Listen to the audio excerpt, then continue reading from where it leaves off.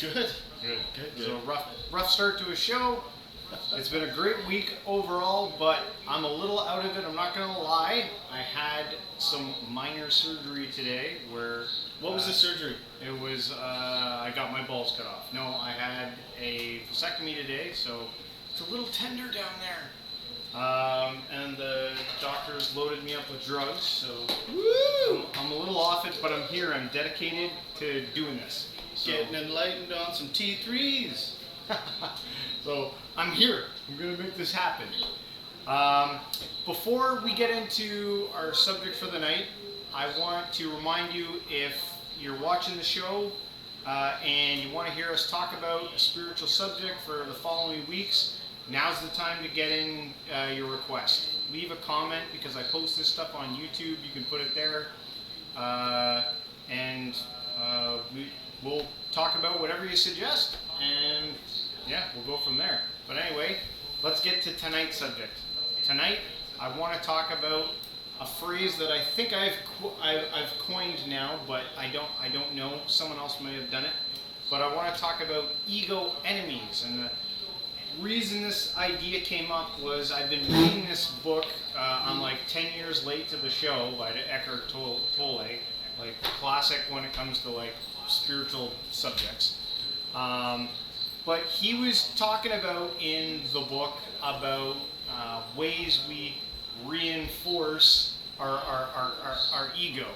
And one of the number one ways we reinforce our ego is by creating enemies for ourselves. And that can come in all types of fashions, whether it's political or religious groups, whether it's in work, in the family, in your community. It can be just you and someone else, or it can be a collective, collectives against collectives. And this builds up the ego. It builds that boundary that you create between yourself and other. Now, 2 weeks ago, we were talking about what is ego. And if you want to find more about that, this is a great book. But you should be doing, your own study. You hold it up for 2 seconds. Right. Anyway, yeah, that there. It's called A New Earth. But anyway, you see it all the time, man, in mainstream media. Like, you turn on your television, whether if you watch Fox News or you're watching CNN, this stuff is ridiculous. It's so one-sided on its point, looking to decimate, its competition. And you see it all over Facebook. Your friends, you got that right-wing friend, that liberal friend, and it feels like every day they're posting something about, what they're trying to attack or what they're against, and what everyone else should believe. Yeah. What do you think? Yes, I think that with the ego, if it's a structure or a system that exists, in reality, there's going to be an opposing force to it in some way. I don't think that it's out of the realm of... I don't think it's exempt in any way that anything else in life is exempt. Like, everything implies an opposite. Up implies down. Black implies white. Positive implies negative. Hot implies cold.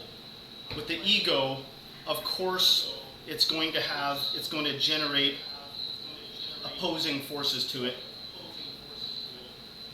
And if the idea that book is trying to illustrate is that this bolsters the illusory nature of the ego, then it's got no shortage of things to bolster its falseness. There's many things the ego can do to try and solidify itself by holding on to certain things and building distinctions between itself. The reason I thought talking about ego enemies would be a good topic is because it can be really destructive. It can be destructive within your family. It might hurt you in work and in life, and when you're caught in that negative zone of having a group that you hate or that you're rallying against, it can hurt you, I think, internally. It's building anxiety inside of yourself that you don't need there. Life is already hard enough as it is. Instead of finding a group to hate, it might be better to maybe put your attention at least on a group that you like. Well, no matter what you decide you don't hate or you're allied with, that is going to set up enemies to you. And it's not always like somebody might think to themselves, well, so what? If I decide that it's a good thing to be a Democrat, then what's so wrong with me having a problem with Republicans or something like that? But I think the nature of having an egoic constructed enemy can be destructive to the self. Is like, there's lots of examples. There's some fantastical examples, like think of the movie Legends of the Fall. Remember that movie, Brad Pitt and all those guys? Brad Pitt's character is reckless. He does what he wants. He is a wild card, and the older brother is very, in that movie, it's about 3 brothers, and Anthony Hopkins plays the father. Brad Pitt's character is beloved by the family in a lot of ways, and the older brother, who seems to take on the responsibility for a lot of different things in the movie, is not despised, but he grows a hatred and a animosity towards Brad Pitt's character because he's disciplined and reserved, whereas Brad Pitt's character is wild and he can't understand why life would do this. And there's more than one example of it. It's like that movie, What About Bob? Remember that? Yeah. Richard Dreyfuss plays a psychiatrist and Bill Murray plays Bob Wiley. And he undoes his whole... Bill Murray's character blows apart Richard Dreyfuss's character simply by being himself. He's like a crazy, disturbed person with some issues, but Richard Dreyfuss's family embraces him, and it leads to his like demise in the end, right? Richard Dreyfuss's demise. The psychiatrist ends up going crazy because he can't understand that. To me, that's like a bit of an ego enemy. Funnily enough, that crazy guy, Connor Murphy, and Leo, like Dr. Leo Marvin and Leo Gura, it's the same situation. You not so dramatically, but recently Connor Murphy, a YouTuber, has gotten into spirituality and all this stuff. He was a bodybuilder guy, and he himself flew off the hinge and started claiming all kinds of crazy things, and like stapling himself to Leo Gura, who's another YouTuber's channel, like linked himself to it, and then posted a video of him phoning Leo, and Leo being like, "Don't associate me with you. I'm not like you." And it reminded me of that movie, What About Bob? Like, I'm not like you. I'm disciplined. And everybody's like, "Yay!" You could almost say he's gaining popularity since he's gone nuts. So this idea of ego enemies, that's what I've been thinking about the last few days in terms of that. That it may arise like that even if you're building up a robust ego, even if you're building up an ego that is disciplined and goal-oriented and getting itself together, its enemies may arise as very unpredictable outliers that enter into the picture and can dismantle it. Yeah. As long as you have an ego, there's a chance that you're going to be undone by some wily character out there, that just you don't understand, but that doesn't make sense. I built up a strong ego. Like, I don't fall victim to these things.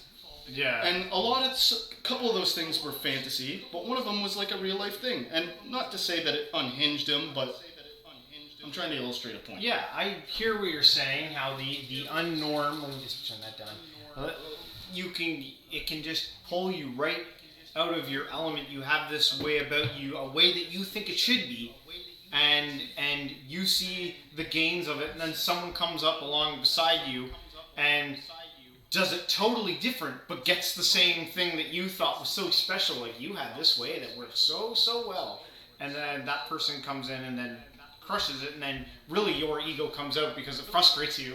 That's right. And so some of the time it could be somebody who claims they've transcended their ego, but but circumstances come into the picture that reveal to the world, oh, your ego's there. Oh, yeah. Because look, you're now angry, and I don't know how they would dismiss that. How some kind of enlightened master with a huge following would dismiss their flagrant frustration or something. They might be like, no. That's actually, for me, that's not an ego. You still don't be angry, but when I get angry, it's because I'm playing a part. Yeah, I call bullshit. Yeah. I call bullshit. So, to whatever degree that you have an ego, and you could say the opposite. You could say that there's a lot of lazy people out there, or a lot of undisciplined, wild card, crazy people that are deeply resentful of people who work hard and reap rewards and do something with their life. You're always going to have that clash, that conflict. Yeah. Seems unavoidable for anything that manifests itself in reality. There's an opposite to everything. Yeah. It's like I don't know if there's a balance to be had in all of that. I think avoiding, some of the trouble cases, but then people are going to say, well, aren't you going to stand for anything? Aren't you going to stand up for anything that you believe in? Well, you can, but you're going to have something standing against you, like always. Like, you can stand up for something, but welcome to Earth, bitch. You're going to have something to stand up against you. That's just if you want to go to war, just get ready for resistance. It's a resistance is futile. Oh god.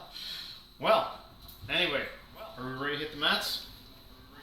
Yeah. All right, we're gonna hit the mats. I'm gonna turn the meditation music back on. We'll see you back here after the meditation.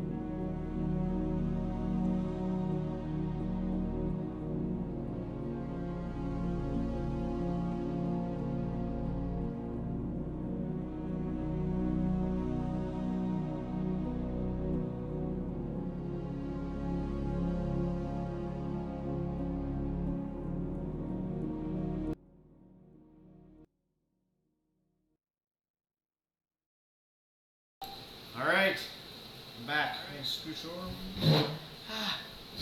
It's tender. Because surgery. I get to get off tonight. I get to lay down tonight one night.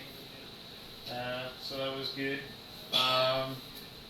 So we were talking about this. You know what's awesome is that there are so many spiritual traditions and religions and stuff out there that I have a never-ending sea to discover of cool religious scriptures and topics and subjects that they look at and stuff like that.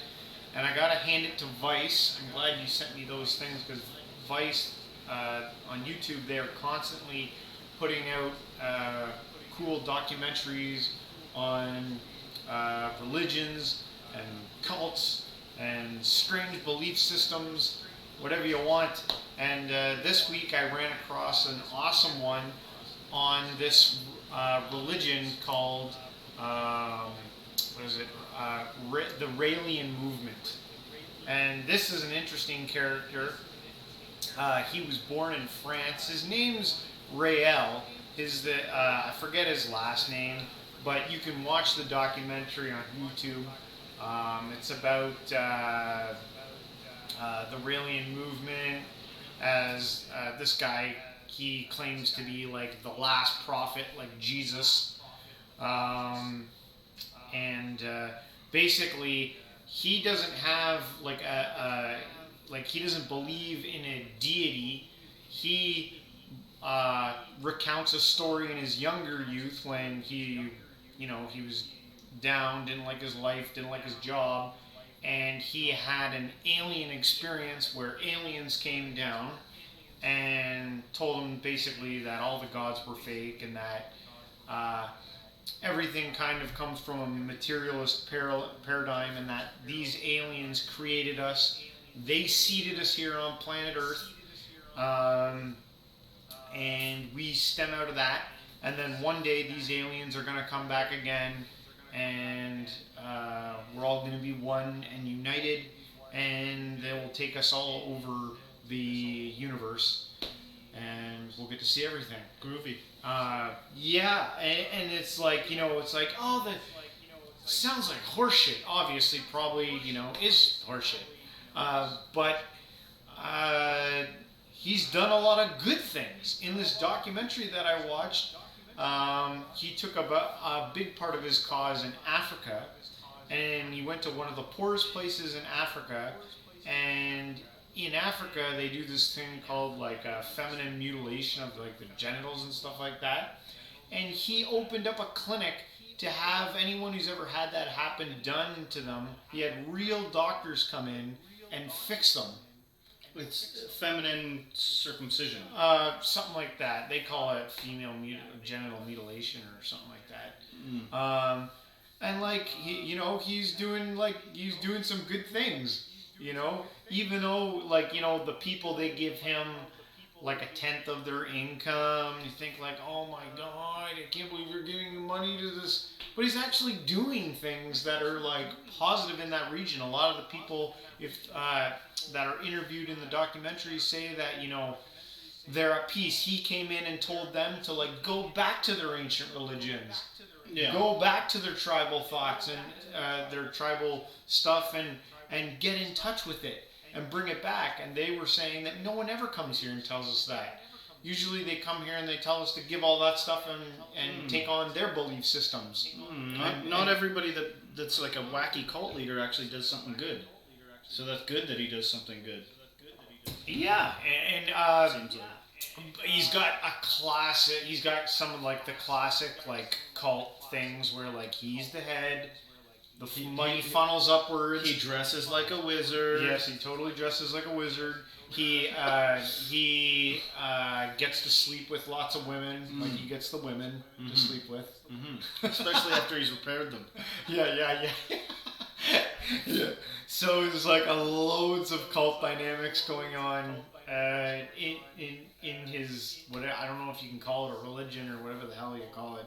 They're just having a good time repairing. Yeah, they're very hippie. They have these big parties. Does anybody else get any women, or does he get all the women? Yes, no, they do. Oh, okay. Actually, they wear like they have this thing. They become very open with their sexuality, and they wear bracelets that basically tell the people around them like what they're into and what they want. So like if they're gay, straight, bi, all that stuff. That's what the bracelet says. If they're into orgies, if they're into just like They go to the tent designated to them. yeah, whatever. They all wear bracelets that basically tells everyone what they believe. So there's like you don't have to go into that awkward trying to figure out what they're into, phase. Everyone just tells everyone what they're into. It's party. It's party, y'all. Yeah, he looks like he lives a pretty comfortable life. Reminds me of Osho a little bit. Yeah, I think what they're trying to do is they're trying to save money to build a facility where the aliens will come back, and Right. the facility is in the shape of like the crop circle things. So it has to be built like that, Right. so that they will know that it's time to come. Right. How much more money do they need before they can build? I have no idea to get really that far. But yeah, you can look up Raelian movement. How long has it been around? Been around, I think, since the 70s. Since the 70s? Yeah, and yeah, he was like a super hippie. And they're still waiting for the aliens to come back. Yeah, and I think they have over 100,000 followers. Wow. Well, I mean, it's not that surprising. Yeah. People believe all kinds of wacky stuff. Yeah. If you go to their website, all his books, you can freely download them. So he's not selling his books online. I shouldn't say it's wacky. Maybe it's not that wacky. I don't know. Maybe I'm wacky for not believing in aliens. I don't know. You don't believe in aliens? No, I believe in aliens, Oh. but I don't. I'm not. I don't think. I don't know. Yeah, I do believe. I believe in aliens, but I guess I shouldn't label them as wacky for building a whole religion on it. I guess. Yeah. To each their own. Yep. No, they're actually really into meditation. They meditate. They're very, like one with the university type of talk, all that stuff. And if you could totally learn all about them, because like I said, he's got free books online to check out. You can download all the books he's ever done, and he has some on like sex, and of course he does. And the cause. Rael. Yeah, he's French. He's French. His thing looks like a pentagram. With Yeah, a he's symbol. the symbol of their. Not a pentagram, but like a star. It's of the David. Star of David with a Star of David with a swastika